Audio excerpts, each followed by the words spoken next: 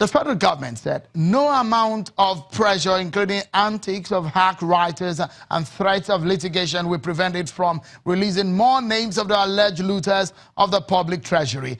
There is a pending case. Now let's talk about another in court. In February, when the National Assembly Conference Committee on Electoral Act adopted a reordered sequence of the 2019 general elections, making presidential election last, Senator Ovia Omar-Agege said President Buhari was the target. His colleague, Senator Dino Melaye, raised a concern about what the senator said at a press conference. He raised a motion for the matter to be investigated by the Ethics and Privileges Committee. Barely 24 hours after the Senate gave the committee a go-ahead, Senator Omar-Agege apologized.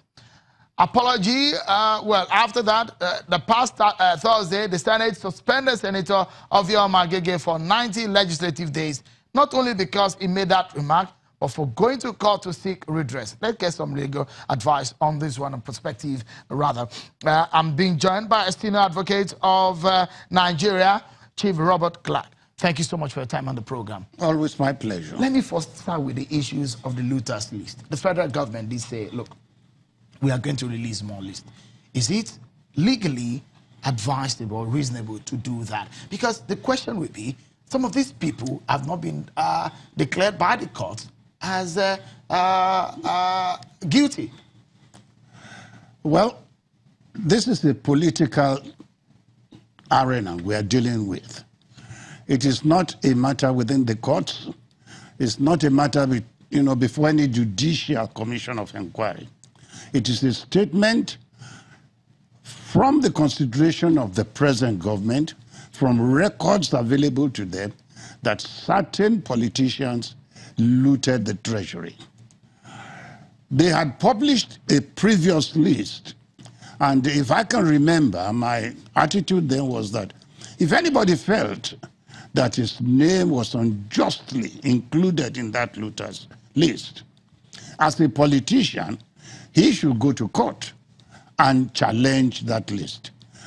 But I never said they could sue for defamation, because after my statement on television, virtually almost 10 of the so-called looters sought my legal opinion. And I told them that as a lawyer, if I was being briefed by them, I would not advise them to go to court. Why? To sue for defamation of character or for libel. Now, let us be honest. We know the track history of politicians. With due respect to them, not only in Nigeria, but all over the world, people don't trust politicians. The Englishman says, the art of deceit, the better you are, the better politician you are. So politicians all over the world are not trusted. The same thing in Nigeria. We know, we read of many antecedents of governors, legislators, and corruption.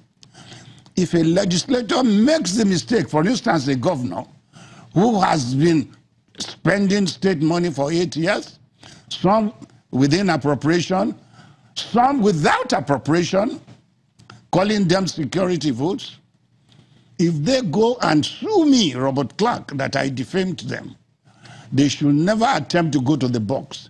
Because under cross-examination, one scandal alone torpedoes their so-called, integrity. So the federal government is on a good grounds on what it said, even though the word looter, some of the people whose names are there did say, look, when you say looter, it means that you have totally corrupted the coffers of the country. They find it offensive. It is offensive. But let us be honest.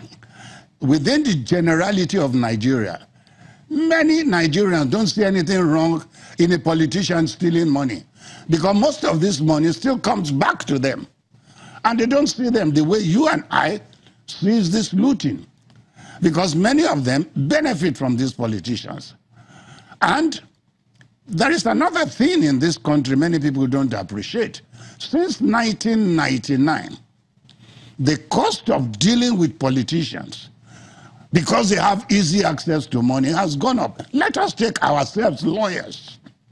The fees we charge a governor to represent a governor in a election commission. It's so hard because we know they have stolen money. We want to take our own back. You find a governor coughing out 250 million to maintain an election petition. It's because you and I know they have stolen money. And it's easy to cough out this money at this stage. So a politician is presumed, as far as I'm concerned, to be corrupt in Nigeria. The ownership's on him to tell me he's not corrupt.